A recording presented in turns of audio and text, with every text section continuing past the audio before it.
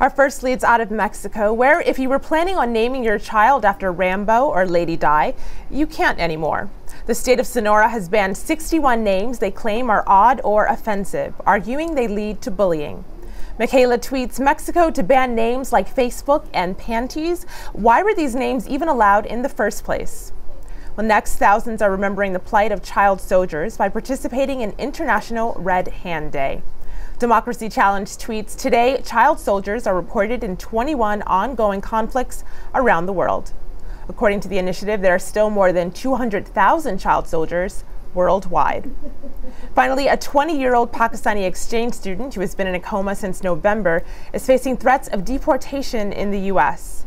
Shahzeb Bajwa will be unable to stay in the country legally once his student visa expires this month. Bajwa's family is concerned the move from Minnesota will be detrimental to his survival. His brother started a campaign to raise funds to put Shahzeb in a nursing home and extend his visa. While others have joined the campaign in solidarity, Salma tweets, we request that he be treated in the same hospital. It's better for him. Well, those are the stories that have caught our eye. Let us know what you're following using #AJStream.